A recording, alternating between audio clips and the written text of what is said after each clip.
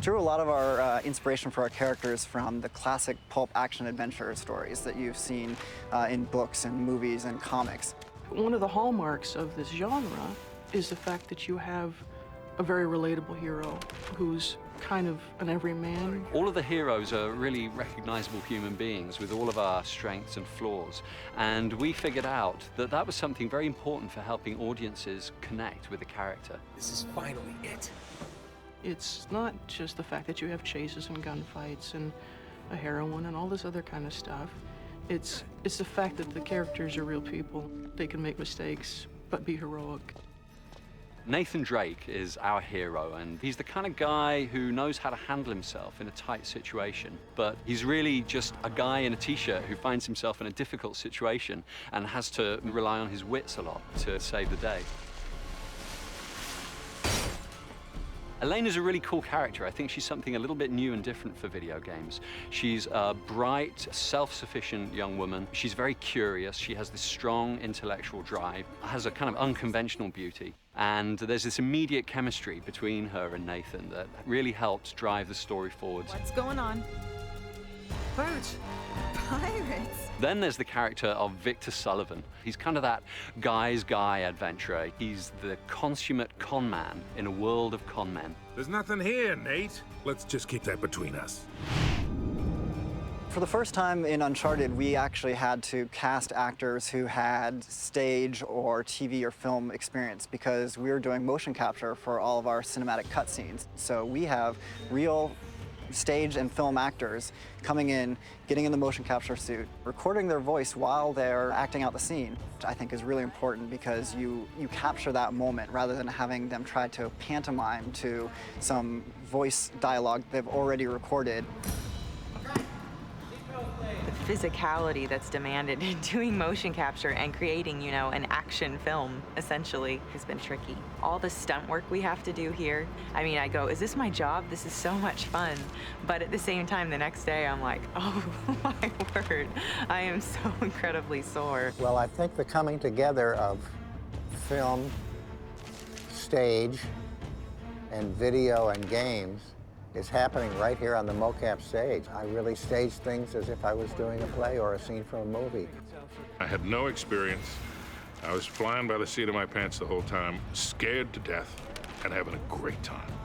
You know, in front of a camera for film or for TV, you've got a set, and the other actors that are there with you are in their costumes. Here, you all look very silly. You look like you're wearing a wetsuit with dots on it. And so it really requires you to exercise your imagination even more. It's like the three of us have this treehouse that we built and we're doing missions, and it really makes you feel like you're on an adventure. I have a 7-year-old little boy who asked me, Dad, what do you do? And I said, well, do you remember when your buddy came over the other day and you guys ran around the backyard and the clubhouse became a pirate ship and you were jumping off? And he said, yeah. I said, that's what I do. The hell?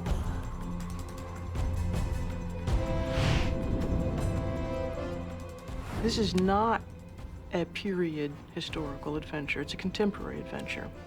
And so if we went with completely a classic approach to the music, kind of big orchestra, big traditional instruments used in traditional ways, to me that would have felt out of sync.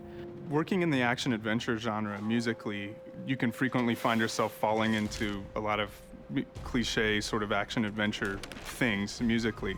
So we've tried really hard throughout the project to do things that people have never heard before. So the composer that we sought out actually is a guy named Greg Edmondson. Really great guy, really talented, and he's the guy that did all of the music for the television series Firefly. The way he was able to take unexpected instruments and use them to sort of support the story in this adventure, I thought, well, here's a guy I think who could get what we're after. Because you were on this island and you did not know where you were, and you were searching for something primitive, they thought this would be fun to use unusual instruments that don't get used a lot, and to use things that we do here, but not to use them in a normal way. And that sounded really intriguing to me. I like that kind of stuff. You can get all sorts of strange, unusual, weird ethnic instruments and play them in any number of ways, and it's just fun to do.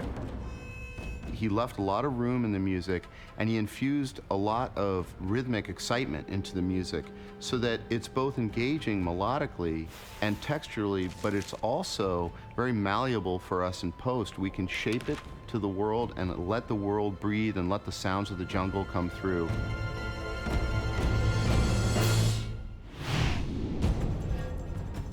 One of the things we try to do with each game we create at Naughty Dog is make it a technical showcase for the PlayStation hardware.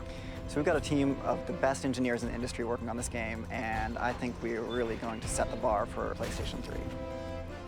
We wanted this game to be fun with a ton of different interactions, a ton of different mechanics, but at the same time, we wanted a really good story, to have Drake be a real guy, a character, somebody that I can play, that I can interact with. That was the goal, and that's what we accomplished. We've created a contemporary action-adventure set in the real world. It's not a fantasy game. It's very much rooted in the reality that we all know. And yet, we really recapture all the romanticism in the original sense of telling a tale of heroic actions. So all of this stuff is really coming together to lend an incredible reality to our player character that I think audiences have really connected to. I think there's a huge value in going outside your comfort zone. You just don't go right to the obvious. Now, it makes everything much harder, but in the end, it's all worth it. Get something that people haven't seen before.